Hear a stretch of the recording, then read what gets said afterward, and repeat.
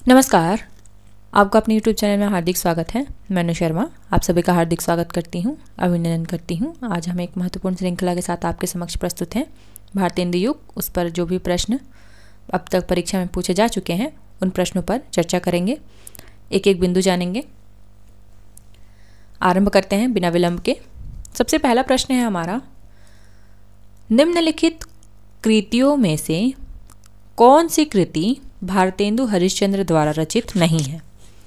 यहाँ पे जो भी ऑप्शंस लगे हैं उसमें पूछ रहा है कि वह कौन सी कृति है जो भारतेंदु हरिश्चंद्र के द्वारा रचित कृति नहीं है। इसके पहले मैं बता दूं कि भारतेंदु युग, द्विवेदी युग, छायावाद, प्रगतिवाद, प्रयोगवाद, नई कविता, इन सब चीज़ों पर हम चर्चा कर चुके हैं पहले ही अपने यूट्यूब चैनल पर। जिन्होंने नहीं देखा है वो देख लीजिए। उसके बाद हम टेस्ट लगा रहे हैं। तो कौन सी कृति भारतेंदु हरिश्चंद्र द्वारा रचित नहीं है? पहला ऑप्शन है हमारा प्यास पयोनिधि, गीत गोविंदानंद, वर्षा विनोद, और चौथा है हमारा वेणु गीत। तो इसमें आपको ध्यान रखना है, बहुत ही महत्वपूर्ण प्रश्न है, पूछा जा सकता है परीक्षा में। तो इसमें से कौन सी कृति है जो भारतेंदु हरिश्चंद्र द्वारा रचित नहीं है? तो वो है प्यास पयोनिधि। यह जो रचना है भारतेंदु हरिश्चंद्र द्वारा रचित नहीं है। तो भारतेंदु हरिश्चंद्र द्वारा रचित नहीं है तो किसके द्वारा रचित है? ध्यान में रखना है कि प्यास पयोनिधि जो रचना है वह गोविंद गिल्ला भाई द्वारा रचित है। किसके द्वारा? गोविंद गिल्ला भाई द्वारा रचित है। और जो भी एक्स्ट्रा फैक्ट बता रही हूँ वो आपकी परीक्षा की दृष्टि से महत्वपूर्ण है। अगर आप नोट करना चाहते हैं तो नोट कर लीजिए। प्यास पयोनिधि किसकी रचना है? तो गोविंद गिल्ला भाई की रचना है। ठीक।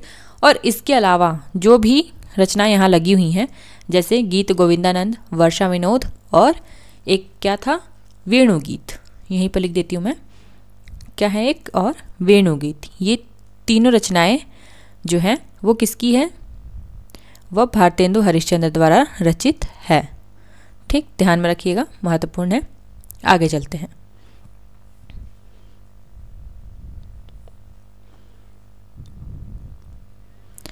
भारतेंदु हरिश्चंद्र ने काव्यधारा को किस ओर मोड़ा? निर्गुण भक्ति की ओर, रीति ग्रंथ की ओर, स्वदेश प्रेम की ओर, या श्रृंगार प्रियता की ओर? तो किस ओर मोड़ा भारतेंदु हरिश्चंद्र ने? ऑप्शंस हम देख चुके हैं। 1 मिनट रुकते हैं, तब तक सोचिए और कमेंट में बताते चलिए। ठीक। तो भारतेंदु पूर्व काव्यधारा में किस प्रकार की प्रधानता थी? भारतेंदु के पूर्व जितनी भी रचनाएं लिखी जाती थी वह भारतेंदु युग से पहला युग क्या था? रीतिकाल था। तो रीतिकाल में किसकी प्रधानता थी? श्रृंगार की प्रधानता थी। उसके पहले किसकी प्रधानता थी? उसके पहले का युग है भक्तिकाल। भक्तिकाल में भक्ति की प्रधानता थी। रीतिकाल में आए तो श्रृंगार की प्रधानता हो गई। तो भारतेंदु युग के पूर्व किसकी प्रधानता थी? भक्ति की प्रधानता थी, श्रृंगार की प्रवृत्ति हम देख सकते हैं। लेकिन जब भारतेंदु आए आधुनिक युग में, आधुनिक युग के पितामह जो कहलाते हैं, भारतेंदु ने काव्यधारा को किस ओर मोड़ दिया? स्वदेश प्रेम की ओर मोड़ा। ठीक। निर्गुण भक्ति की ओर नहीं, न रीति की ओर, न श्रृंगार प्रियता की ओर। ये सभी निर्गुण भक्ति तो भक्ति काल की प्रवृत्ति हो गई, रीति ग्रंथ रीतिकाल की है, श्रृंगार प्रियता रीतिकाल की है। तो किस ओर उन्होंने मोड़ा? स्वदेश प्रेम की ओर उन्होंने मोड़ा। और उनकी एक बहुत ही प्रसिद्ध पंक्ति है जो कि पूछा जाता है कि ये पंक्ति किसकी है। पंक्ति क्या है? रोवहूँ सब मिली आवहूँ भारत भाई, हाँ हाँ भारत दुर्दशा ना देखी जाई। ठीक। तो यह किस चीज़ के प्रति लगाव दिखाता है उनका? अपने देश के प्रति, स्वदेश के प्रति। ठीक। आगे चलते हैं। निम्नलिखित में से भारतेंदु हरिश्चंद्र की रचना नहीं है। जितनी भी ऑप्शंस लगे हैं उसमें से बताना है हमें कि भारतेंदु हरिश्चंद्र की रचना नहीं है। भारतेंदु हरिश्चंद्र की रचना कई बार हम देख चुके हैं। इसके पहले भी हमने पढ़ा कि वेणु गीत, वर्षा विनोद, गीत गोविंदानंद उनकी रचनाएं हैं। इसके अलावा भी अन्य रचनाएं यहाँ फिर पूछ रहा है कौन कौन सी है और कौन कौन सी नहीं है। तो आषाढ़ महात्म्य, भक्ति सर्वस्व, मोस्ट इंपॉर्टेंट है ये, इसको ध्यान में रखिएगा, कई बार पूछा गया है। अपवर्ग पंचक या हिंदी भाषा, तो इसमें से कौन सी रचना भारतेंदु हरिश्चंद्र की नहीं है? तो हमारा आषाढ़ महात्म्य, यह जो है भारतेंदु हरिश्चंद्र द्वारा रचित नहीं है। अब भारतेंदु हरिश्चंद्र द्वारा रचित नहीं है तो किसके द्वारा रचित है, यह भी तो आना चाहिए ना दिमाग में। तो आषाढ़ महात्म्य ये आप लोग का होमवर्क में देती हूँ कि आषाढ़ महात्म्य किसका है, ये आप लोग मुझे बताएंगे। भारतेंदु हरिश्चंद्र ने इसी प्रकार की कृति लिखी है। उन्होंने किस नाम से लिखा है? तो उनका है आषाढ़ महात्म्य नहीं बल्कि वैशाख महात्म्य। ठीक, वैशाख महात्म्य पूछा जा सकता है वैशाख महात्म्य किसकी है? तो वैशाख महात्म्य जो है ये भारतेंदु हरिश्चंद्र की है, ना कि आषाढ़ महात्म्य। ठीक, ध्यान में रखिएगा, महत्वपूर्ण है। इसके अलावा जितनी भी लगी हुई हैं, भक्ति सर्वस ये तो मैंने मोस्ट इंपॉर्टेंट है, कई बार पूछा गया है, बता चुकी हूँ। अपवर्ग पंचक और हिंदी भाषा, हिंदी भाषा को भी ध्यान में रखिएगा, मोस्ट इंपॉर्टेंट है, यह भी कई बार पूछा गया है। ठीक है, हिंदी भाषा जो है उनके द्वारा संपादित क्या है? निबंध संग्रह है। किसके द्वारा संपादित? भारतेंदु हरिश्चंद्र के द्वारा संपादित क्या है? निबंध संग्रह का नाम है क्या? हिंदी भाषा। ठीक है, आगे चलते हैं। आगे है हमारा भारतेंदु हरिश्चंद्र की रचना हिंदी भाषा, जस्ट अभी मैं बताई उनके द्वारा क्या है संपादित निबंध संग्रहों का नाम है, निबंध संग्रह है। तो पूछ रहा है कि भारतेंदु हरिश्चंद्र की रचना हिंदी भाषा का प्रकाशन वर्ष क्या है? ठीक, प्रकाशन यहीं छूट गया है तो प्रकाशन वर्ष है, लगा देते हैं। ठीक, तो हिंदी भाषा का प्रकाशन वर्ष क्या है? 1865, 1885, 1890 या 1850। उनके द्वारा जो संपादित निबंध संग्रह है हिंदी भाषा, उसका प्रकाशन वर्ष क्या है? मोस्ट इंपॉर्टेंट प्रश्न है, ध्यान में रखेंगे। 1890 क्या है इसका प्रकाशन वर्ष है। ठीक, अब भारतेंदु हरिश्चंद्र के संबंध में कुछ चीज़ें जान लेते हैं। इनका जन्म कब हुआ था? मोस्ट इंपॉर्टेंट है, ध्यान में रखना जरूरी है, पूछा जाता है। 9 सितंबर कितना? 1850 में इनका जन्म हुआ है। कई बार पूछा गया है, डेट और तारीख दोनों याद रखिएगा। ठीक, 9 सितंबर 1850 को भारतेंदु हरिश्चंद्र जी का जन्म हुआ है और मृत्यु कब हुई? तो 6 जनवरी 1885 को। सभी जानते हैं हम लोग कि 35 वर्ष की अल्पायु में ही इन्होंने इतनी प्रसिद्धि हासिल कर ली कि एक युग का नाम भारतेंदु युग के नाम पर, भारतेंदु जी के नाम पर भारतेंदु युग रखा गया। ठीक है, तो इसका कारण रहा होगा ना, इसका कारण क्या रहा होगा कि उन्होंने इतनी प्रसिद्धि हासिल की, 35 वर्ष की अवस्था में ही इतनी रचनाएं की, और एक तरह से मैं कहूँ कि आधुनिक युग को क्या दिया? एक दिशा दी। जो भक्ति श्रृंगार आदि से निकालकर स्वदेश प्रेम की ओर जोड़ने का जो कार्य किया, वह किसने किया था? भारतेंदु हरिश्चंद्र ने ही किया था। ठीक है, आगे चलते हैं। भारतेंदु कृत तदीय सर्वस्व किसका अनुवाद है? अनुवाद करेंगे, किसका अनुवाद है? नारद भक्ति सूत्र का, मेघदूत का, ऋतु संहार का या आंखों की किरकिरी का? तो भारतेंदु कृत तदीय सर्वस्व किसका अनुवाद है? ऑप्शन हमारा क्या सही होगा? नारद भक्ति सूत्र का अनुवाद है तदीय सर्वस्व। कई बार पूछा गया है, ध्यान में रखेंगे। ठीक है, कब किया था उन्होंने इसका अनुवाद? 1874 ईस्वी में किया था। ठीक, और उन्होंने सांडिल्य भक्ति सूत्र का अनुवाद किस नाम से किया है? इसके अलावा सांडिल्य भक्ति सूत्र का भी, सांडिल्य भक्ति सूत्र का अनुवाद किस नाम से किया है? यह भी पूछा जाता है, कई बार पूछा गया है, ध्यान में रखेंगे। ठीक, किस नाम से? भक्ति सूत्र वैजयंती भक्ति सूत्र वैजयंती नाम से उन्होंने सांडिल्य भक्ति सूत्र का अनुवाद किया है। किस नाम से? भक्ति सूत्र वैजयंती नाम से। प्रश्न किसी भी प्रकार बन सकते हैं, तो ध्यान में रखना जरूरी है। और भारतेंदु के संबंध में मैंने बताया कि उन्होंने लगभग 35 वर्ष की उम्र में ही लगभग 70 काव्य ग्रंथ से अधिक उन्होंने रचनाएं की थी। ठीक है, और कई बार कुछ कुछ रचनाएं पूछा जाता है, जिसमें एक बताया मैंने पहले ही प्रश्न में, भक्ति सर्वस्व कई बार पूछा गया है। भक्ति सर्वस्व किसका है? तो ध्यान में रख लीजिएगा, रट लीजिए, भक्ति सर्वस्व किसका है? भारतेंदु युग का है, भारतेंदु जी का है। ठीक, इसके अलावा उनकी एक और रचना है प्रेम मालिका। यह भी कई बार पूछा गया है। प्रेम मालिका उनकी एक रचना का नाम है, कई बार पूछा गया है। वैशाख महात्म्य, मैंने पहले ही ऑप्शन में बताया कि वैशाख महात्म्य भी है, जो कि पूछा गया है कई बार। महात्म्य।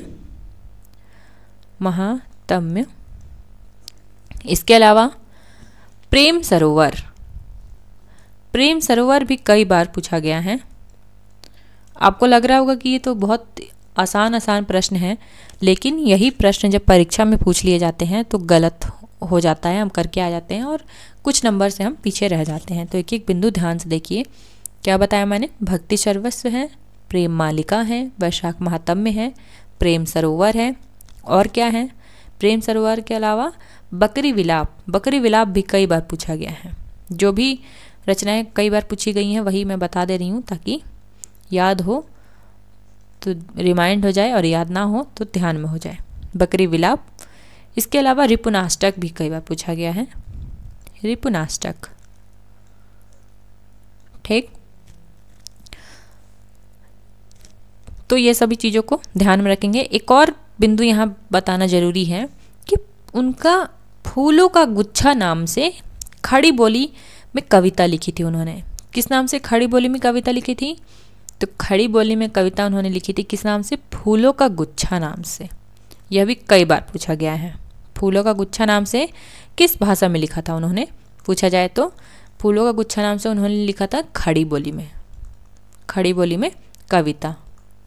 ठीक है, और जब हम भारतेंदु युग को पढ़ते हैं तो देखते हैं कि उसमें भाषाओं का भी द्वंद्व चलता था, ब्रज और खड़ी बोली का द्वंद्व चलता था। ठीक है, तो भारतेंदु युग में अधिकांश लोगों ने कविता किस भाषा में रचा है? ब्रज भाषा में रचा है। गद्य की तो भाषा खड़ी बोली थी, लेकिन पद्य की भाषा क्या थी? ब्रज भाषा थी। ठीक है, और कुछ भारतेंदु धीरे धीरे करके किस ओर प्रेरित हो रहे थे? खड़ी बोली की ओर। लेकिन उनको ये लगता था कि खड़ी बोली में कविता लिखी नहीं जा सकती, क्योंकि वो सरस नहीं होती है। खड़ी बोली सरस भाषा नहीं है। ठीक, लेकिन इसको द्विवेदी युग में आकर महावीर प्रसाद द्विवेदी जी ने पूरा ही गद्य और पद्य की भाषा क्या बना दिया था? उन्होंने खड़ी बोली बना दिया था, जिसके कारण उनका महत्व अलग है और उनके नाम पर द्विवेदी युग का पूरा नामकरण ही किया गया है। आगे चलते हैं। भारतेंदु की रचनाओं का संग्रह किस नाम से है? भारतेंदु की जो रचनाएं हैं उसका संग्रह किस नाम से किया गया है? भारतेंदु दर्पण, भारतेंदु वाणी, भारतेंदु ग्रंथावली या भारतेंदु प्रसून। तो उनकी जो भी रचनाएं हैं उसका संग्रह ग्रंथावली, भारतेंदु ग्रंथावली के नाम से किया गया है। ठीक, और अब इसका संग्रह तो हमने जान लिया किस नाम से है? भारतेंदु ग्रंथावली के नाम से। लेकिन संग्रह किसी ने किया भी तो होगा, तो जो संग्रह है उसका संपादन किसने किया है?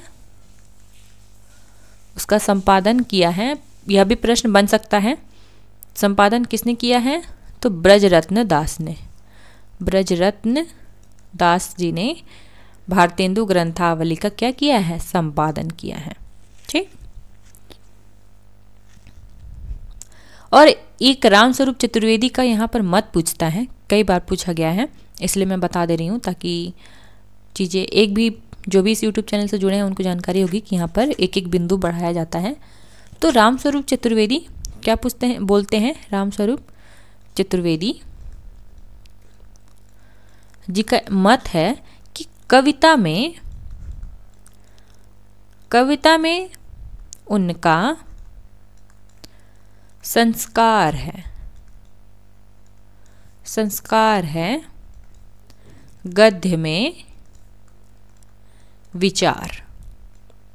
इससे भी कई बार प्रश्न बना है, ठीक, कि भारतेंदु जी का संस्कार हमें किस में देखने को मिलता है, गद्य में या पद्य में? तो पद्य में देखने को मिलता है, यानी कविताओं में देखने को मिलता है। और भारतेंदु जी के जो विचार थे, उनके दिमाग में जो भी आइडियाज़ थे, उसको हम किस में देख सकते हैं? गद्य में देख सकते हैं, ठीक। तो ये मत है रामस्वरूप चतुर्वेदी का, और इस मत को भी तोड़कर कई बार प्रश्न बना है, इसलिए मैंने बता दिया, ध्यान में रखना जरूरी था। आगे चलते हैं। हिंदी साहित्य में राष्ट्र चेतना के संवाहक और आधुनिक चेतना के प्रणेता प्रथम साहित्यकार हैं। कौन है? थोड़ा सा जूम आउट करती हूँ।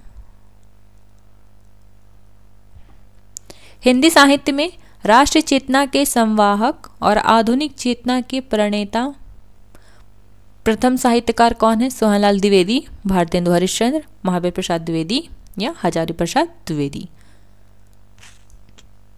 तो आधुनिक चेतना के प्रणेता के प्रथम साहित्यकार कौन कहलाएंगे? जो आधुनिक युग के पितामह हैं, तो वो कौन है? भारतेंदु हरिश्चंद्र, ठीक है, ध्यान में रखेंगे। मोस्ट इंपॉर्टेंट प्रश्न है, प्रश्न किसी भी प्रकार बन सकता है, तो जरूरी है ध्यान में रखना। भारतेंदु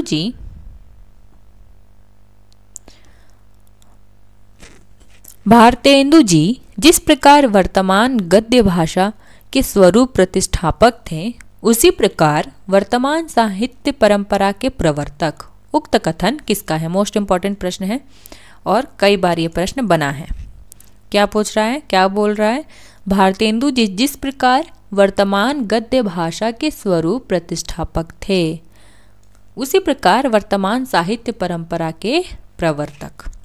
उक्त कथन किसका है? ऑप्शन है हमारे हजारी प्रसाद द्विवेदी, रामचंद्र शुक्ल, बाबू गुलाब राय और महावीर प्रसाद द्विवेदी।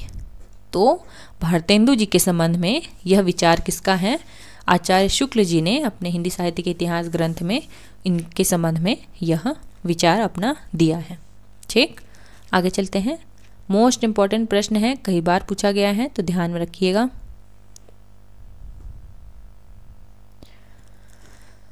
तरनी तनुजा तट तमाल, तरवर बहुछाए, झुके कूल सो जल परसन, हित मनहु सुहाय।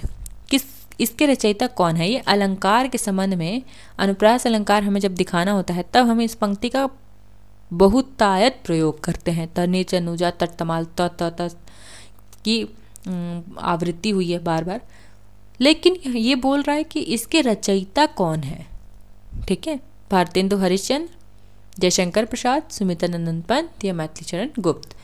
तो तरनी तनुजा तट तमाल, ये जो पंक्ति है, उसके रचयिता कौन है? तो है भारतेंदु हरिश्चंद्र, ठीक। ये ऑप्शन सही है हमारा। अब उनकी कौन सी कृति में ये देखने को मिलेगा? तो उनकी कृति का नाम है प्रेम माधुरी। प्रेम माधुरी जो उनकी रचना है, उसमें हमें इस पंक्ति को पंक्ति देखने को हमें मिलेगी, तरनी तनुजा तट तमाल। तो किसकी पंक्ति है? भारतेंदु हरिश्चंद्र की पंक्ति है। और भारतेंदु हरिश्चंद्र की किस एक कविता से ये पंक्ति उद्धृत है? तो प्रेम माधुरी से ये पंक्ति उद्धृत है। आगे चलते हैं। आप नेक्स्ट हमारा है कि भारतेंदु हरिश्चंद्र के व्यक्तित्व एवं कृतित्व के संबंध में कौन सा विवरण सही नहीं है? क्या पूछा गया है? कौन सा विवरण सही नहीं है?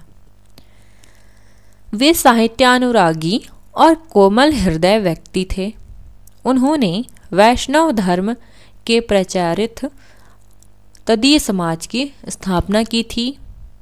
उनका साहित्यिक कार्य गद्य पद्य की अनेक विधाओं तक फैला हुआ था। उन्होंने प्राचीन की पूर्ण उपेक्षा करके नवीन को पूर्णतः अंगीकार किया था। ये आरपीएससी में पूछा गया है असिस्टेंट प्रोफेसर के एग्जाम में। तो भारतेंदु युग के संबंध में कौन सा कथन बताना है जो सही नहीं है, तो हमारा कौन सा सही है? उन्होंने प्राचीन की पूर्णतः उपेक्षा की थी, तो ये बात सही नहीं है। जब हम भारतेंदु की रचनाओं को पढ़ेंगे तो देखेंगे कि उनकी भक्ति से भी संबंधित रचनाएं मिलती है। ठीक, रीति से भी संबंधित, रीति अर्थात श्रृंगार परक भी रचनाएं हमें देखने को मिलती है। राधा कृष्ण की उपासना भी देखने को मिलती है और श्रृंगार परक रचनाएं भी देखने को मिलती है। ठीक है, तो उन्होंने पूर्णतः प्राचीन की उपेक्षा नहीं की है। ठीक है, नई चीज़ों का तो अंगीकार उन्होंने किया है, और यहाँ पूर्णतः अंगीकार, तो धीरे धीरे जो भी बंगाल में विधवा विवाह का प्रचलन हो रहा था, सती प्रथा का उन्मूलन हो रहा था राजा राम मोहन राय के द्वारा, तो ये सब परिस्थितियों को वो अपनी रचनाओं में लिख तो रहे थे, लेकिन प्राचीन को पूर्णतः वो भूल नहीं रहे थे। ठीक, तो ध्यान में रखेंगे कि ये जो हमारा ऑप्शन है वो सही नहीं है, और बाकी ऑप्शन सही है। उनका साहित्यिक कार्य गद्य और पद्य अनेक विधाओं तक फैला है, बिल्कुल सही बात है। कविता और गद्य में भी उन्होंने कविता में क्या लिखा था? आचार्य, अभी मैंने बताया ना रामस्वरूप चतुर्वेदी का मत, कि क्या बोलते हैं रामस्वरूप चतुर्वेदी, कि कविता में उनके क्या देखने को मिलते हैं? कविता में उनके संस्कार देखने को मिलते हैं, जबकि गद्य में क्या देखने को मिलता है? उनका विचार देखने को मिलता है। ठीक, वे साहित्यानुरागी कोमल हृदय के व्यक्ति थे, बिल्कुल सही बात है। और यहाँ एक और ऑप्शन है, ये भी कई बार पूछा जाता है, तो उन्होंने वैष्णव धर्म के प्रचार के लिए कौन सी समाज की स्थापना की थी? तो वो है तदीय समाज। पूछा जा सकता है कि वैष्णव धर्म के प्रचार के लिए उन्होंने किस समाज की स्थापना की थी? तो तदीय समाज की स्थापना की थी। ध्यान में रखेंगे। आगे चलते हैं। भारतेंदु युगीन काव्य के संदर्भ में कौन सा विवरण सही नहीं है? फिर से हमें नहीं पूछ रहा है कौन सा विवरण सही नहीं है। यह युग प्राचीन ब्रजभाषा काव्य और नवीन खड़ी बोली काव्य का मिलन बिंदु रहा है, तो बिल्कुल सही बात है। ब्रजभाषा का भी देखते हैं प्रयोग और नवीन खड़ी बोली का प्रयोग भी देखते हैं, तो यह हमारा ऑप्शन क्या है? सही है। इसमें प्राचीन परंपरानुसार रस, अलंकार, नायक नायिका भेद आदि से संबंधित रचनाएं भी मिल गई हैं, लिखी गई हैं। तो अभी जस्ट मैंने बताया कि पूर्णतः त्याग नहीं कर पाए थे। जो भी प्राचीन काल में जो भी घटनाएं जो भी भक्ति से संबंधित, रीति से संबंधित, रस अलंकार से संबंधित, नायक नायिका से संबंधित जिस प्रकार रचनाएं लिखी जाती थी उस प्रकार तो नहीं, लेकिन पूर्णतः उसका त्याग भी नहीं कर पाए हैं। लगभग उन्होंने उसका प्रयोग किया है, तो ये सही बात है। इसमें देशभक्ति, लोकहित, सामाजिक पुनर्निर्माण आदि नवीन विषयों का पर भी रचनाएं प्रस्तुत की गई। बिल्कुल सही बात। उन्होंने आधुनिक युग को क्यों कहलाया? क्योंकि भारतेंदु जी ने आज उस समय के जो भी लेखक थे, भारतेंदु मंडल के लेखक हो या अन्य लेखक हो, उनको किस ओर प्रवृत्त किया? भक्ति और रीति से हटाकर देशभक्ति की कविता लिखने की ओर, लोकहित की ओर प्रवृत्त किया, सामाजिक पुनर्निर्माण की ओर प्रवृत्त किया था। ठीक, तो इस प्रकार के नवीन विषयों की रचना प्रस्तुत की गई थी, तो बिल्कुल सही बात है। इस युग में खड़ी बोली की नवीन काव्य शैली का प्राधान्य रहा। तो खड़ी बोली की प्रधानता इस युग में काव्य शैली में नहीं थी। कविता की भाषा इस समय भी क्या बनी हुई थी? मैंने बताया कि कविता की भाषा इस समय भी ब्रज भाषा बनी हुई थी। ठीक है, तो ये हमारा गलत है। तो यहाँ क्या पूछ रहे हैं जो सही नहीं है? तो हमारा डी ऑप्शन सही नहीं है। ठीक, आई होप कि ये प्रश्न समझ आया होगा। आगे चलते हैं। नेक्स्ट है हमारा निज भाषा उन्होंने निज भाषा शब्द का व्यवहार किया है। मिली जुली, आम फहम, राष्ट्रीय भाषा आदि शब्दों का नहीं। किस भाषा का प्रयोग किया है? निज भाषा का प्रयोग किया है। प्रत्येक जाति की अपनी भाषा है और वह निज भाषा की उन्नति के साथ उन्नत होता है। आचार्य हजारी प्रसाद द्विवेदी जी का कथन किस विद्वान के प्रति है? तो ये कथन किसका है कि उन्होंने निज भाषा शब्द का प्रयोग किया है, ना कि मिली जुली, आम फहम या राष्ट्रभाषा का। ठीक है। और प्रत्येक जाति की अपनी भाषा होती है और वह निज भाषा की उन्नति के साथ उन्नत होता है। भारतेंदु की एक बहुत महत्वपूर्ण पंक्ति भी है कि निज भाषा उन्नति है, सब उन्नति को मूल, बिनु निज भाषा ज्ञान के मिटत नहीं के सूल। मतलब कि अपनी निज भाषा अर्थात मनुष्य की जो मातृभाषा है वही क्या है, उसकी उन्नति का कारण है। और बिना निज भाषा के, बिना उसकी मातृभाषा के जो हृदय का शूल है अर्थात हृदय की कसक है, वो क्या होती है, मिट नहीं पाती है। ठीक। तो हजारी प्रसाद द्विवेदी का मत किस विद्वान के संबंध में है? चंद्रधर शर्मा गुलेरी, भारतेंदु हरिश्चंद्र, महावीर प्रसाद द्विवेदी या बालकृष्ण भट्ट। तो हमारा उत्तर क्या है? भारतेंदु हरिश्चंद्र के संबंध में ये हजारी प्रसाद द्विवेदी जी का मत है। ठीक है, आगे चलते हैं।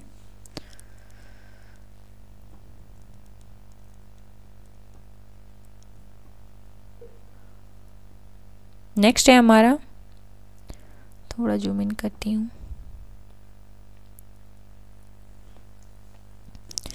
भारतेंदु कालीन साहित्य और उनकी प्रवृत्तियों से संबंधित कौन सा कथन सही नहीं है?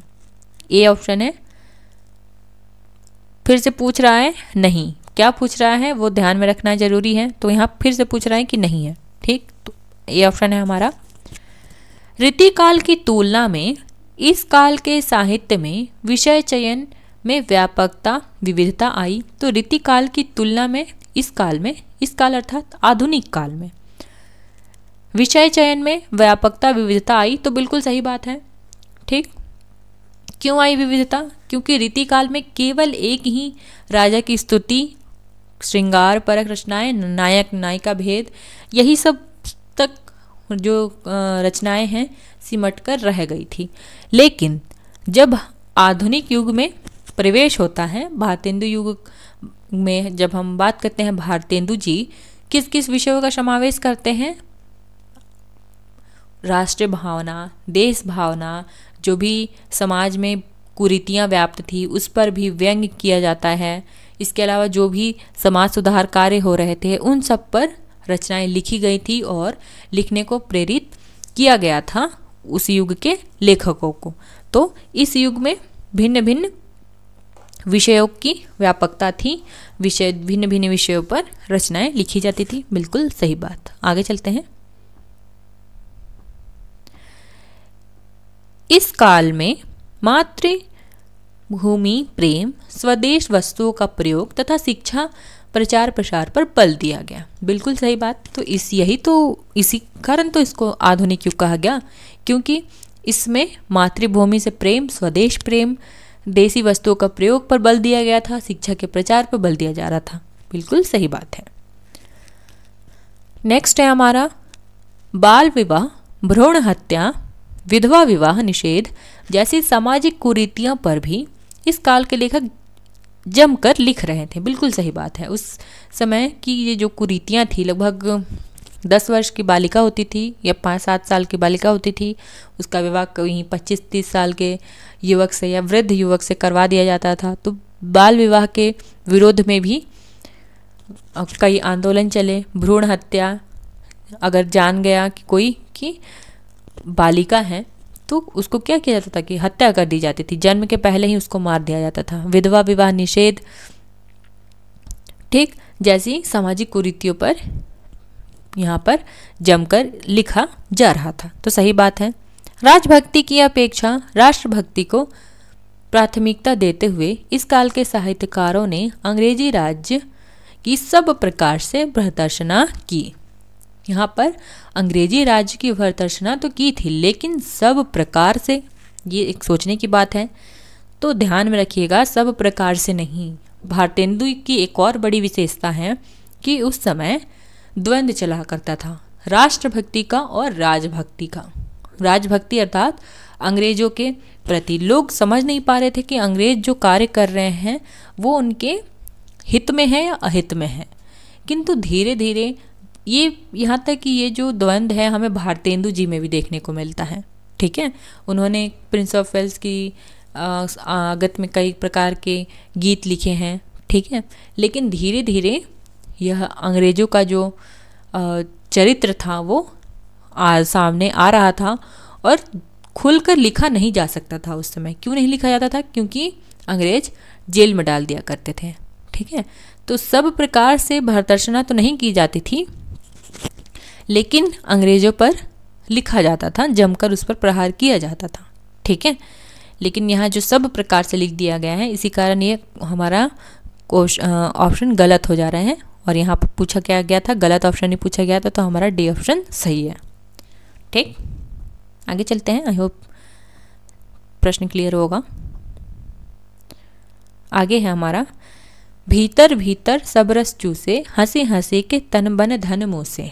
बहुत प्रसिद्ध पंक्ति है, भारतेंदु हरिश्चंद्र की है कि भीतर भीतर क्या हो रहा था। अंग्रेज जो हैं भारत को कच्चे माल की तरह प्रयोग करने लगे थे। यहाँ पर कपास आदि के क्या उत्पादन करते थे और ले जाकर विदेश, इंग्लैंड, वहाँ पर बेचते थे। ठीक, तो वही उसी को उजागर करने के लिए उनकी जो इस प्रकार की प्रवृत्ति थी, उसी को उन्होंने सामने लाने के लिए ये जो कविता है उन्होंने लिखी थी कि भीतर भीतर, और ड्रेन ऑफ वेल्थ की भी थ्योरी यहाँ पर प्रचलित है कि सब पूरा धन कहाँ जा रहा था? विदेश जा रहा था। ठीक, तो भीतर भीतर तो भारत को खोखला किए जा रहे थे अंग्रेज। ठीक, लेकिन ऊपर ऊपर ऐसा दिखा रहे थे जैसे कि बहुत वो लोग अच्छे हैं। इसी कारण द्वंद्व भी था कि समझ नहीं आता था लोगों को कि अच्छे हैं या बुरे हैं। ठीक है, उन्होंने उस समय टेलीफोन का आविष्कार किया था, रेलवे का आविष्कार कर दिया था, तो लोगों को लग नहीं रहा था कि ये किसके है, किसके लिए है, ये हमारे लिए है, लोगों को लगता था। लेकिन उन्होंने किया किसके लिए था? टेलीफोन हो या रेलवे का आविष्कार हो, ये सभी वो अपने लिए करते थे ताकि उनको सुविधाएं मिल सके। ठीक, तो उसी प्रवृत्ति को उजागर करते हुए यह पूछा जा रहा है कि यह पंक्ति जो है किसकी है? ठाकुर जगमोहन सिंह की है, प्रताप नारायण मिश्र जी की है, भारतेंदु हरिश्चंद्र की है, या बालकृष्ण भट्ट जी की है? तो ये जो पंक्ति है वो भारतेंदु हरिश्चंद्र की पंक्ति है, ध्यान में रखेंगे। आगे चलते हैं। आगे है हमारा, निम्न में से कौन सी रचना ठाकुर सिंह की नहीं है?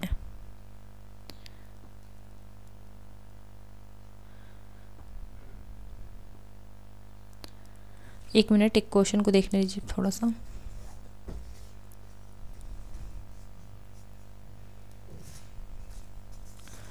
ये जो है ना, इसको काट दीजिए, दूसरा का टाइप हो गया यहाँ पर। तो यहाँ पर आपको बताना है कि ठाकुर जगमोहन सिंह की रचना कौन सी नहीं है। ऑप्शन है हमारे, प्रेम संपत्ति लता, श्याम लता, श्याम सरोजनी, या प्रेम प्रलाप। तो ये प्रेम है, तो जब भी जस्ट मैंने बताया था कि प्रेम से संबंधित अनेक रचनाएं हमें देखने को मिलेगी, किसकी? भारतेंदु हरिश्चंद्र की। लेकिन यही गलत हो जाता है, लोग लगा के चले आते हैं, लेकिन गलत कहाँ हो जाता है कि केवल भारतेंदु जी ने ही प्रेम लगाकर नहीं रचनाएं की हैं, बल्कि इसके अलावा भी बहुत से रचनाकारों ने की है। तो यहाँ पर देख सकते हैं 2 ऑप्शन में प्रेम दिख रहा है, और यहाँ पूछ रहा है कि कौन सी रचना ठाकुर जगमोहन की नहीं है। तो कौन सी रचना ठाकुर जगमोहन की नहीं है? हमारा सही हो जा रहा है प्रेम प्रलाप। प्रेम प्रलाप ठाकुर जगमोहन की नहीं है, किसकी है? प्रेम प्रलाप अगर उनकी नहीं है तो किसकी है? भारतेंदु हरिश्चंद्र की है। हरिश्चंद्र, भारतेंदु भी लगा ही देती हूँ, भारतेंदु हरिश्चंद्र की। ठीक है, अब प्रेम संपत्ति लता, प्रेम देख के लगा मत दीजिएगा भारतेंदु में, गलत हो जाएगा। प्रेम संपत्ति लता किसकी है? तो प्रेम संपत्ति लता ठाकुर जगमोहन सिंह की रचना है। श्याम लता ठाकुर जगमोहन सिंह की, श्यामा सरोजनी, मोस्ट इंपॉर्टेंट है, तीनों ही पूछे गए हैं परीक्षा में। आप प्रीवियस ईयर के प्रश्न उठाकर देख सकते हैं। तो प्रेम संपत्ति लता भी देखने को मिलेगा, श्यामलता भी और श्यामा सरोजनी भी, और तीनों रचनाएं किसकी हैं? ठाकुर जगमोहन सिंह की रचनाएं हैं। ठीक, चलते हैं नेक्स्ट। निम्नलिखित कवियों में से भारतेंदु युग के हैं। कौन से कवि भारतेंदु युग के हैं पूछ रहा है। ऑप्शन है हमारे वंशीधर शुक्ल, बद्रीनारायण चौधरी प्रेमघन, माखनलाल चतुर्वेदी या सोहनलाल द्विवेदी। तो इसमें से कौन भारतेंदु युग के हैं? तो कौन है भारतेंदु युग के? हमारे बद्रीनारायण चौधरी प्रेमघन जी भारतेंदु युग या भारतेंदु मंडल के कवियों में हैं। ठीक, इसके अलावा बद्रीनारायण चौधरी प्रेमघन के अलावा भी प्रताप नारायण मिश्र का नाम ध्यान में रखेंगे। प्रताप नारायण मिश्र। एक और नाम क्या ध्यान में रखना है? ठाकुर जगमोहन, जिनकी रचनाएं अभी हमने पढ़ा। जगमोहन कौन कौन सी रचनाएं हैं? श्यामलता, श्याम सरोजनी, और एक कौन सा था? प्रेम संपत्ति लता। ठीक, इसके अलावा अंबिका दत्त व्यास, यह भी भारतेंदु मंडल के कवियों में है। अंबिका दत्त व्यास। ठीक, आई होप कि क्लियर होगा क्वेश्चन। आगे चलते हैं।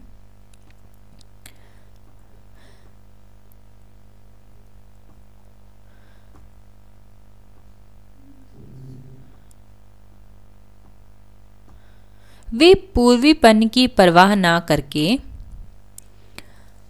बैसवारे की ग्राम्य कहावतों और शब्द भी बेधड़क प्रयोग किया करते थे। शुक्ल जी का मत है ये, और किन के संबंध में है ये पूछ रहा है। कौन से वो रचनाकार हैं भारतेंदु युग के जो पूर्वीपन की परवाह ना करके अपने बैसवारे की ग्राम्य कहावतों का बेधड़ल्ले से प्रयोग करते थे? कौन है वो? भारतेंदु हरिश्चंद्र हैं, प्रेमघन हैं, बालकृष्ण भट्ट हैं या प्रताप नारायण मिश्र हैं। तो कौन धड़ल्ले से प्रयोग किया करते थे? मोस्ट इंपॉर्टेंट प्रश्न है, कई बार पूछा गया है। ऐसे तो सभी प्रश्न यहाँ पूछे ही गए हैं। तो प्रताप नारायण मिश्र जो हैं वो पूर्वीपन की प्रवाह किए बिना ही बैसवारे की ग्राम्य कहावतों का, जो भी ग्राम्य कहावतें होती थी उसका बेधड़ल्ले से प्रयोग करते थे। कौन? तो प्रताप नारायण मिश्र। बहुत इंपॉर्टेंट प्रश्न है, ध्यान में रखिएगा। और ये पंक्ति है किसकी? तो पंक्ति है आचार्य रामचंद्र शुक्ल की। ठीक, और अगर उनकी कुछ रचनाओं की बात करूं, प्रताप नारायण मिश्र की, उनकी रचनाएं भी पूछता है। तो है घूरे का लत्ता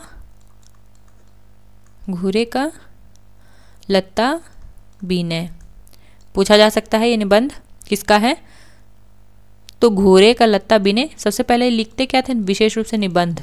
ठीक है, घूरे का लत्ता बीने प्रताप नारायण मिश्र का है। इसके अलावा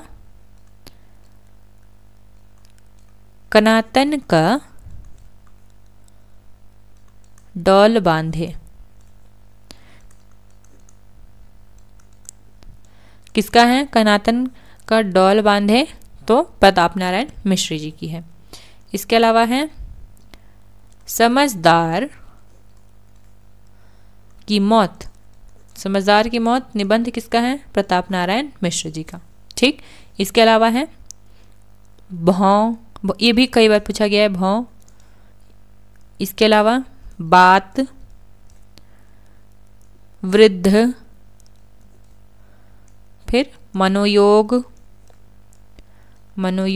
ये सभी जो रचनाएं मैंने बताया निबंध, घोरे का लत्ता बीने, कनातन का डौल बांधे, समझदार की मौत, भौं, बात, वृद्ध, मनोयोग, ये सभी निबंध प्रताप नारायण मिश्र जी के निबंध हैं और कई बार परीक्षा में पूछे गए हैं। चलिए नेक्स्ट चलते हैं। नेक्स्ट प्रश्न ही वही आ गया। घूरे का लत्ता बीने, कनातन का डौल बांधे जैसे शीर्षक किस लेखक ने दिए थे। जस्ट अभी हमने पढ़ा, ये क्या है, ये सभी निबंध हैं। भारतेंदु हरिश्चंद्र के, प्रताप नारायण मिश्र, बालकृष्ण भट्ट या बद्री नारायण चौधरी प्रेमघन, तो किसके हैं ये, प्रताप नारायण मिश्र जी के हैं। ठीक, आई होप कि क्लियर होगा।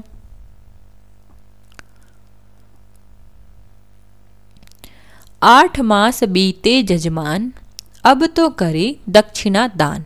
पंक्ति का संबंध किस संपादक से है? मोस्ट इंपॉर्टेंट पंक्ति है, परीक्षा में कई बार पूछा गया है।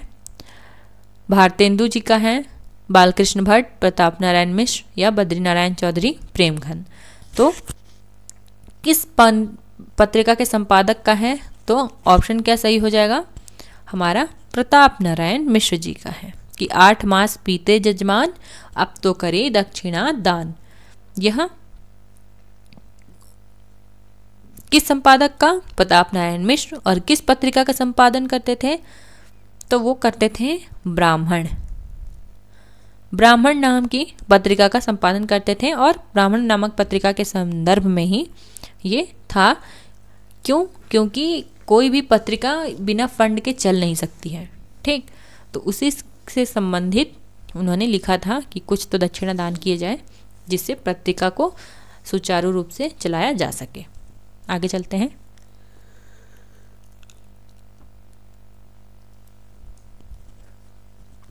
गद्य रचना को एक कला के रूप में ग्रहण करने वाले, कमल की कारीगरी समझने वाले लेखक थे। कौन? गद्य रचना को एक कला के रूप में ग्रहण करने वाले और कलम की कारीगरी समझने वाले लेखक थे आचार्य रामचंद्र शुक्ल, बद्रीनाथ भट्ट, गोविंद नारायण मिश्र या बद्री नारायण चौधरी। कौन थे? गद्य रचना को एक कला के रूप में ग्रहण करने वाले थे और कलम की कारीगरी समझने वाले थे। मोस्ट इंपॉर्टेंट प्रश्न है, ध्यान में रखिएगा। तो बद्री नारायण चौधरी प्रेमघन जो है इसका सही उत्तर है। ठीक, आगे चलते हैं।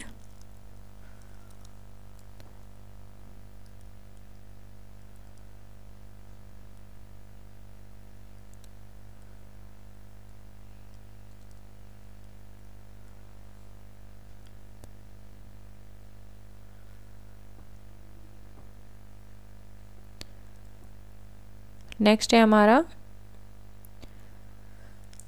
हिंदी पुनर्जागरण काल किसे कहा जाता है? छायावाद, भारतेंदु युग, द्विवेदी युग या प्रगतिवाद। तो पुनर्जागरण काल कौन सा कहलाया है? भारतेंदु युग पुनर्जागरण काल कहलाया है। ठीक, एक छोटा सा प्रश्न है लेकिन महत्वपूर्ण प्रश्न है। वहीं द्विवेदी युग को क्या कहते हैं? द्विवेदी युग का नाम है जागरण सुधार काल।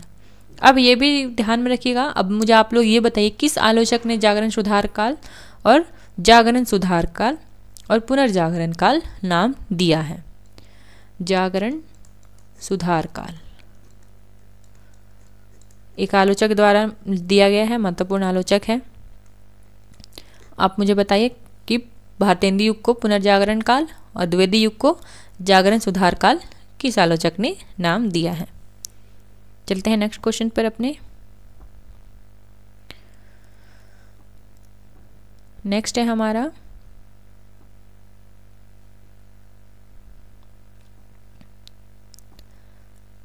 भारतेंदु काल नई मानसिकता के उन्मेष का काल था। इस कालखंड को किस नाम से अभिहित किया गया है? नई मानसिकता का उन्मेष काल था, बिल्कुल सही बात है। जागरण काल, पुनर्जागरण काल, निर्माण काल या सुधार काल, किस नाम से अभिहित किया गया है भारतेंदु काल को? तो पुनर्जागरण काल से अभिहित किया गया है भारतेंदु युग को। ठीक, नेक्स्ट है हमारा नीच भाषा उन्नति है सब उन्नति को मूल, किसकी पंक्ति है? तो ये भारतेंदु हरिश्चंद्र की पंक्ति है, अभी जस्ट हमने पहले ही देखा थोड़ी देर। अब है लाश किस भाषा का शब्द है? ये भी कई बार इस प्रकार के प्रश्न बनते हैं। लाश किस भाषा का शब्द है? ऑप्शन है हमारे फारसी, अरबी, पुर्तगाली या तुर्की। तो हमें लाश जो शब्द है बताना है। तो इस प्रकार के जो शब्द है ना वो तुर्की के ही होते हैं, ठीक है। तो और कौन कौन सी पूछी जाती हैं तुर्की के शब्दों में? तो कैंची, कैंची कई बार पूछा गया है। कैंची किस भाषा का शब्द है? मार काट करने वाला जो शब्द है ना वो तुर्की का ही रहता है, ठीक है। तो कैंची किसका है? तुर्की का शब्द है, ठीक। इसके अलावा कालीन तुर्की का है। चेचक तुर्की का शब्द है। जाजिम किस भाषा का शब्द है? अरबी फारसी नहीं बल्कि तुर्की का शब्द है। तलाश, तलाश हम शब्द का कई बार प्रयोग करते हैं लेकिन किस भाषा का शब्द है ध्यान में रखिएगा? तुर्की। बेगम किस भाषा का शब्द है? तुर्की। बहादुर, कई बार हम बोलते हैं कि बच्चा बहुत बहादुर है, लेकिन बहादुर हमें लग सकता है कि ये एक तरह से देशज शब्द है, लेकिन ये तुर्की भाषा से आगत है, ठीक। तो ये ध्यान में रखेंगे तुर्की भाषा से कौन कौन से शब्द लिए गए हैं। अब हमारा नेक्स्ट है बिहारी बिहार नामक ग्रंथ के रचयिता हैं। कौन है?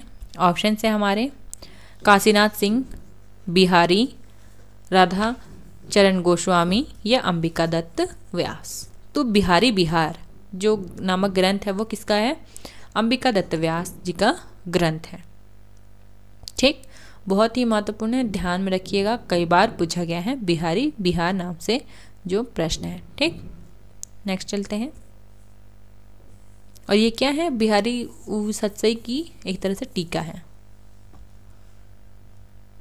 नेक्स्ट है हमारा भारतेंदु युग का एक अन्य नाम है, क्या है? प्रगति प्रयोग काल, पुनर्जागरण काल, जागरण सुधार काल या नव सामंत काल। तो भारतेंदु युग का एक अन्य नाम क्या है? पुनर्जागरण काल, ठीक। और यहाँ पर एक मत ध्यान में रखना जरूरी है, किसका? रामस्वरूप चतुर्वेदी का, जो कि कई बार पूछा गया है। बता देती हूँ मैं, रामस्वरूप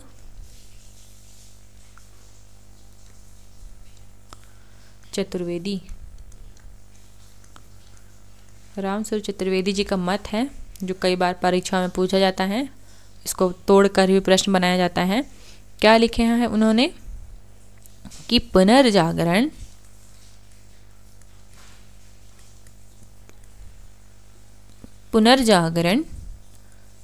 दो जातीय संस्कृति दो जातीय संस्कृतियों की टकराहट से उत्पन्न ऊर्जा है। किसने कहा था? भारतेंदु युग के संबंध में या पुनर्जागरण के संबंध में कि पुनर्जागरण दो जातीय संस्कृतियों की टकराहट से उत्पन्न ऊर्जा है। ध्यान में रखिएगा, ठीक। किसका मत है? रामस्वरूप चतुर्वेदी का है। रामचंद्र शुक्ल लगा के नहीं आ जाइएगा, नहीं तो गलत हो जाएगा, ठीक है। आगे चलते हैं।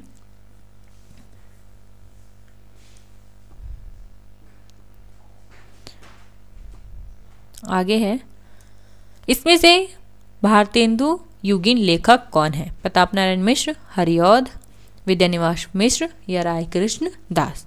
तो भारतेंदु युगीन लेखक कौन है? बहुत सहज प्रश्न है। प्रताप नारायण मिश्र जो है वो भारतेंदु युगीन लेखक हैं, ठीक। इसके अलावा राधा चरण गोस्वामी, राधा कृष्ण दास है। राधा यहाँ पर राय कृष्ण दास लिखा हुआ है, राय कृष्ण दास नहीं, राधा कृष्ण दास है, ठीक। अंबिका दत्त व्यास हैं, गोविंद गिल्ला भाई हैं, ठाकुर जगमोहन है, प्रताप नारायण मिश्र है और बद्रीनारायण चौधरी प्रेमघन हैं, ठीक। ये सभी भारतेंदु मंडल के लेखक हैं।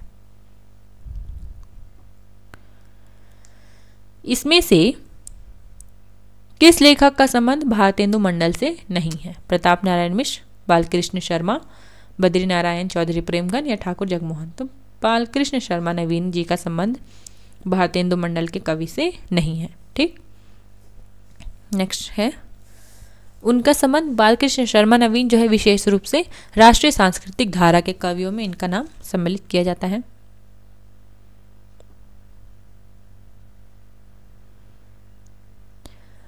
नेक्स्ट है हमारा, निम्नलिखित कवियों में से एक भारतेंदु युगीन नहीं है। कौन एक भारतेंदु युगीन नहीं है? अयोध्या सिंह उपाध्याय हरिऔध, बद्रीनारायण चौधरी प्रेमघन, प्रताप नारायण मिश्र, अंबिका दत्त व्यास। तो अयोध्या सिंह उपाध्याय द्विवेदी युग के कवियों में सम्मिलित किए जाते हैं, ना कि भारतेंदु युग के। तो हमारा ये ऑप्शन सही है। ठीक, आगे चलते हैं। निम्नलिखित में से कौन सी काव्य कृति भारतेंदु हरिश्चंद्र की काव्य कृति नहीं है? प्रेम फुलवारी, प्रेम सरोवर, प्रेम पुष्पावली, और यहाँ ए नंबर तो छूट गया है ना। ए नंबर हम क्या कर लेते हैं, ए नंबर मैं लगा देती हूँ, प्रेम मालिका कर लीजिए, प्रेम मालिका। ठीक, तो कौन सी काव्य कृति नहीं है भारतेंदु जी की? तो प्रेम पुष्पावली भारतेंदु जी की काव्य कृति नहीं है। बल्कि ये जो प्रेम पुष्पावली है किसकी काव्य कृति है? तो ये है प्रताप नारायण मिश्र जी की। प्रताप नारायण मिश्र जी की काव्य कृति कौन सी है? तो प्रेम पुष्पावली। ठीक, मोस्ट इंपॉर्टेंट प्रश्न है, ध्यान में रखिएगा। इसके अलावा जो भी प्रेम मालिका, प्रेम फुलवारी, प्रेम सरोवर, ये सभी भारतेंदु जी की काव्य कृतियां हैं। आगे चलते हैं।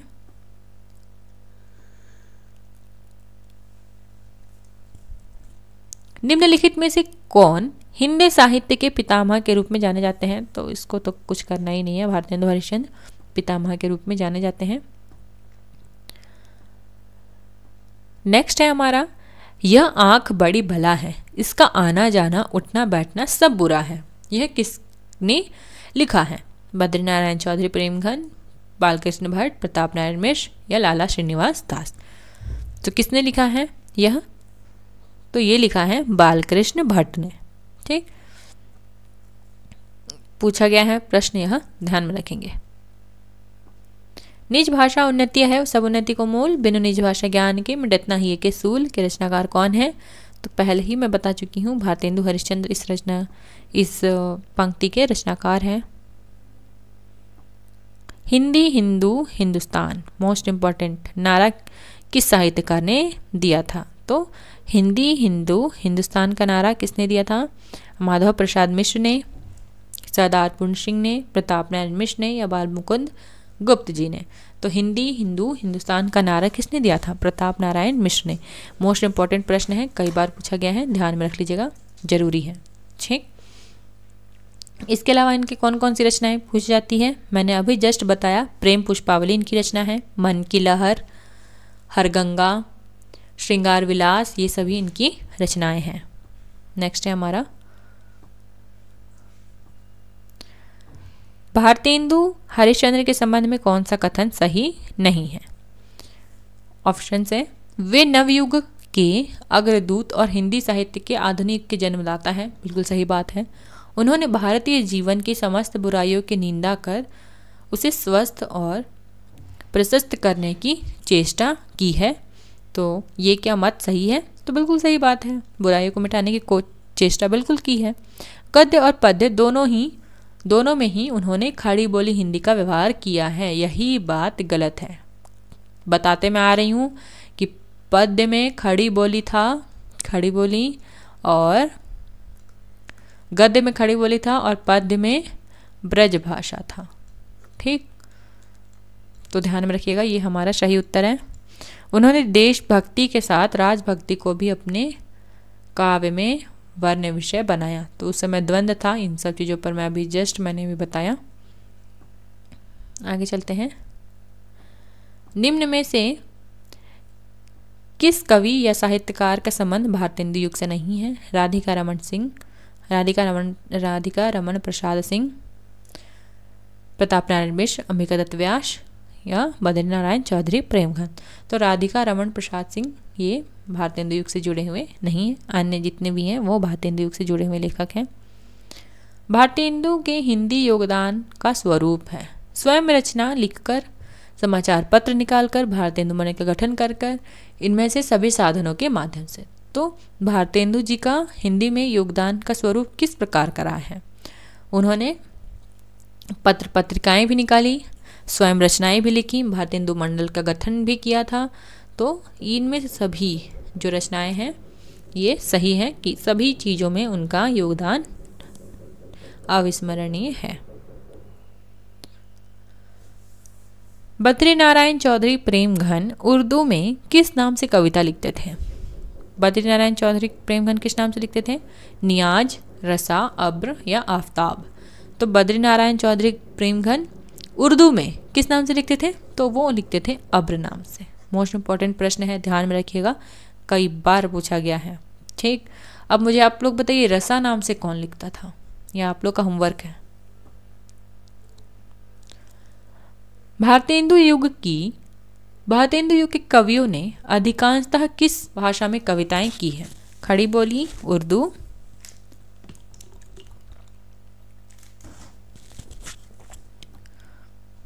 अवधी या ब्रज भाषा?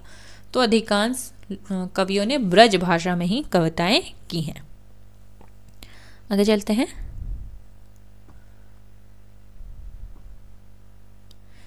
इसमें से भारतेंदु युग का साहित्यकार है? नहीं है, तो प्रेमचंद भारतेंदु युग के साहित्यकार नहीं है। ये तो बहुत सहज प्रश्न है। निम्न में से कौन सी रचना प्यार छंद में लिखी गई है? बंदर सभा, वर्षा विनोद, प्रेम सरोवर या प्रातः समीरण? तो प्यार छंद में लिखी गई रचना कौन सी है? तो यह प्रातः समीरण किस छंद में है? प्यार छंद में। ठीक, बंदर सभा का भी कई बार पूछता है। बंदर सभा जो है पैरोडी में लिखी गई है, पैरोडी शैली में लिखी गई है। पैरोडी शैली, प्यार शैली, ये सब क्या है? मैं भारतेंदु युग जब मैंने पढ़ाया है विस्तार से, उस पर मैं चर्चा कर चुकी हूँ। अगर नहीं समझ में आ रहा है प्यार छंद क्या है, पैरोडी शैली क्या है, तो आप लोग वहाँ देख लीजिए। ठीक, और वर्षा विनोद क्या है? तो वर्षा विनोद जो है वो लावनी छंद में। इन सब छंदों पर मैंने चर्चा की हुई है। पैरोडी शैली क्या है, लावनी छंद, प्यार छंद, ये सब क्यों नाम रखा, क्या कारण था, ठीक, कहाँ से आगत है प्यार छंद, ये सब बंगला से लिया गया है। ध्यान में रखना जरूरी है। देख लीजिए आप वो वीडियो। इसमें इसलिए नहीं बता रही हूँ क्योंकि वीडियो लेंदी जाएगा, फिर बच्चे बोलेंगे कि मैम बहुत ज़्यादा वीडियो लंबा हो जा रहा है। नेक्स्ट है हमारा, जो हो मैंने आप कई बेर परिश्रम किया कि खड़ी बोली में कुछ कविताएं बनाऊं, पर वह मेरे चित्तानुसार नहीं।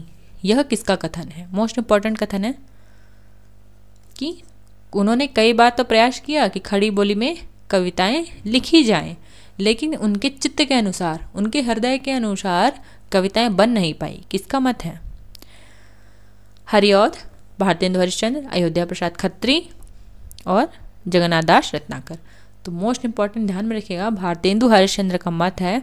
उन्होंने लिखा था एक जगह कि मैंने कई बार तो कोशिश की कि खड़ी बोली में लिखूं, लेकिन वह मेरे चित्त के अनुसार नहीं बन पाई हैं। ठीक, आगे है, निम्नलिखित साहित्यकारों में से सबसे कम आयु किसकी रही है? तो जस्ट मैंने बताया, जयशंकर प्रसाद, गजानन माधव मुक्तिबोध, प्रेमचंद या भारतेंदु हरिश्चंद्र। तो जस्ट मैंने बताया था कि भारतेंदु हरिश्चंद्र कितने वर्ष की अवस्था में ही उनका निधन हो गया था? 35 वर्ष में ही उनका निधन हुआ था। ठीक, इनका कब बताया मैंने? 1850 से बताया 1885 तक। ठीक, प्रेमचंद का पूछा जाता है, साहित्यकारों का भी, इसलिए मैं बता दे रही हूँ। 1880 से 1936 तक। गजानन माधव मुक्तिबोध 1917 से 1964 तक। याद कर लीजिएगा, चारों जो भी साहित्यकार लगे हैं महत्वपूर्ण है। 1850 से नहीं, 1850 नहीं करिए,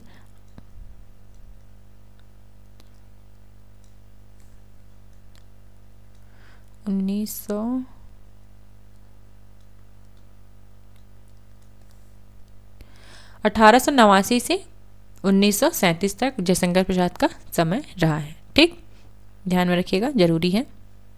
आगे चलते हैं। आचार्य रामचंद्र शुक्ल की दृष्टि में किस युग के लेखकों की दृष्टि व्याकरण के नियम सूत्र पर अच्छी तरह नहीं जमी थी। किस युग की? द्विवेदी युग, भारतेंदु युग, छायावाद या प्रगतिवाद। तो आचार्य शुक्ल मानते हैं कि जो द्विवेदी युग में जो भी कार्य हो रहा था उसमें व्याकरण सम्मत व्याकरण के नियमों का ध्यान विशेष रूप से नहीं दिया गया था, और व्याकरण के नियमों को व्यवस्थित करने का श्रेय किससे जाता है? द्विवेदी युग में महावीर प्रसाद द्विवेदी जी को। ठीक। भारतेंदु युग में ना होने का एक कारण यह भी था क्योंकि उस समय जो भी नए नए विषय थे उसका समावेश किया जा रहा था।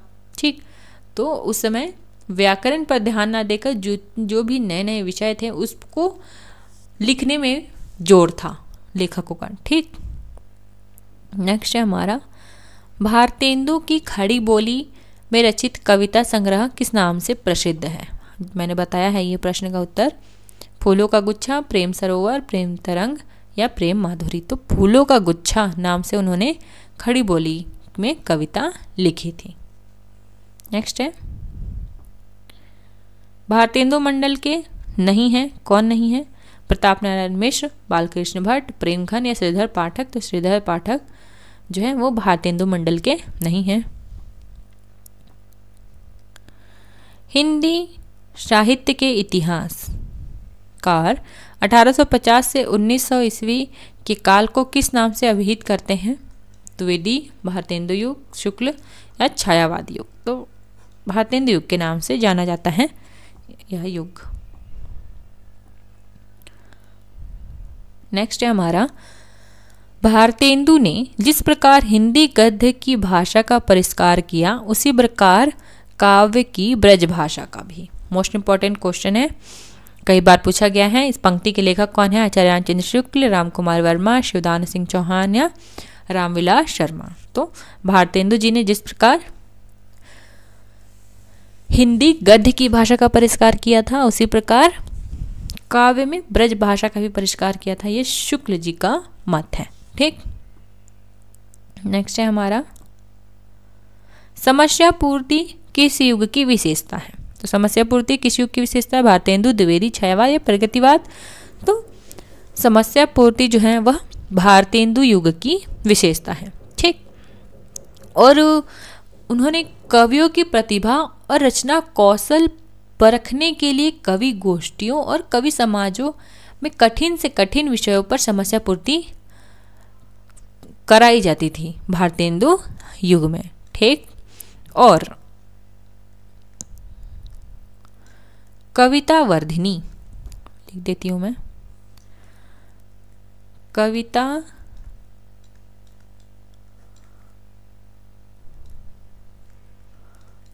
वर्धिनी सभा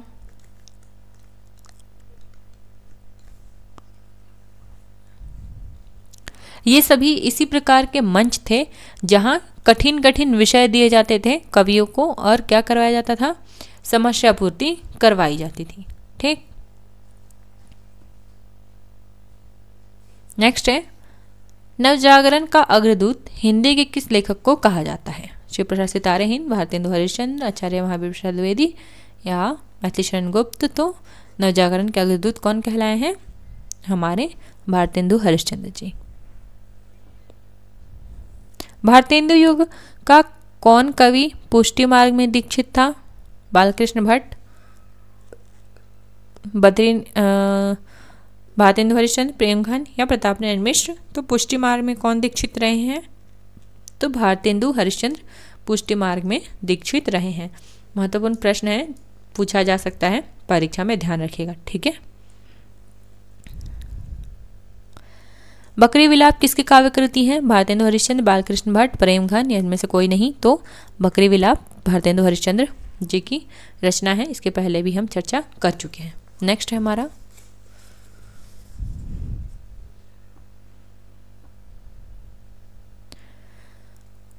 रचना काल के अनुसार भारतेंदु हरिश्चंद्र की निम्नलिखित रचनाओं का सही अनुक्रम हमें बताना है। तो सही अनुक्रम जो है वो ये भक्ति सर्वस्व है, प्रेम तरंग है, सत्सई सिंगार है और मधु मुकुल है। ये है भारतेंदु की रचनाओं का सही अनुक्रम प्रकाशन वर्ष के अनुसार। ठीक। जन्म के आधार पर निम्नलिखित कवियों का सही अनुक्रम बताना है। मैंने अभी बताया था कि जन्म के अनुसार भी पूछा जाता है।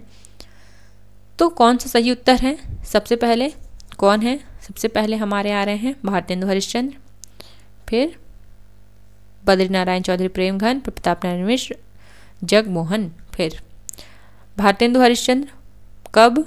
1850 मैंने बताया। बद्रीनारायण चौधरी प्रेमघन कब? 1855। ध्यान में रखिएगा, बद्रीनारायण चौधरी प्रेमघन 1855। प्रताप नारायण मिश्र कब? प्रताप नारायण मिश्र का आ रहा है 1856। ठाकुर जगमोहन सिंह का क्या आ रहा है? 1857। ये क्रम ध्यान में रख लीजिएगा क्योंकि कई बार परीक्षा में पूछा गया है। कविता के लिए खड़ी बोली के पक्ष में आंदोलन की शुरुआत किसने की थी?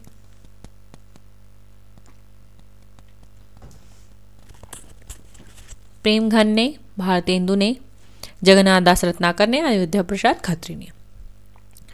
तो कविता में खड़ी बोली के लिए आंदोलन करने वाले कौन रहे हैं? तो वो हमारे रहे हैं अयोध्या प्रसाद खत्री। ये प्रश्न कई बार बना है, ध्यान में रखिएगा।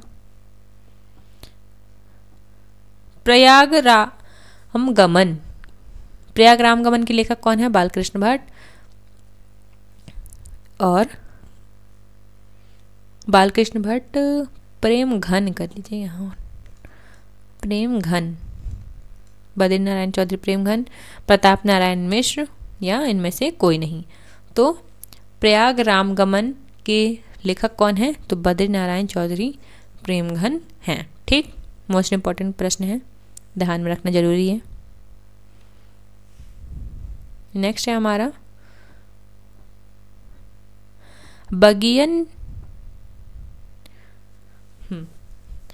बगियान बसंत बसेरो कियो, बसिए तेहि त्यागी तपाइना, दिन काम कौतूहल के जो बने, तिन बीच वियोग बुलाइना। प्रस्तुत जो पंक्ति है उसके रचनाकार कौन है? प्रताप नारायण मिश्र, बद्रीनारायण चौधरी प्रेमघन, ठाकुर जगमोहन या अयोध्या या फिर भारतेंदु हरिश्चंद्र। तो ये जो पंक्ति है किसकी है?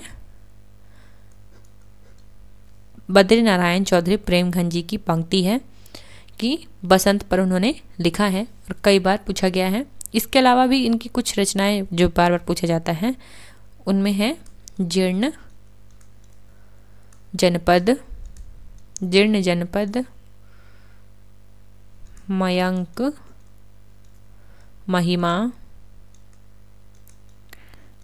महिमा, वर्षा बिंदु, आनंद अरुणोदय,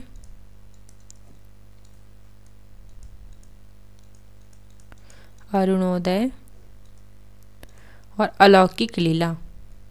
ये सभी प्रेमघन जी की रचनाएं हैं और कई बार पूछी गई हैं। अलौकिक लीला, ठीक है, लीला ध्यान में रख लीजिएगा, जरूरी है ध्यान रखना। नेक्स्ट है हमारा साहित्यकार में नवजागरण का सूर्योदय करने वाले साहित्यकार कौन है? लल्लूलाल, बालकृष्ण भट्ट, भारतेंदु हरिश्चंद्र या राजा शिवप्रसाद सितारे हिंद। तो कौन है?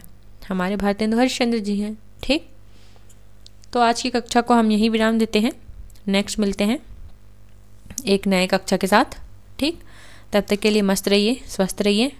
चैनल को लाइक कीजिए, शेयर कीजिए, अपने दोस्तों को के साथ शेयर कीजिए, सब्सक्राइब कर दीजिए। मिलते हैं नेक्स्ट क्लास में, तब तक के लिए टाटा बाय।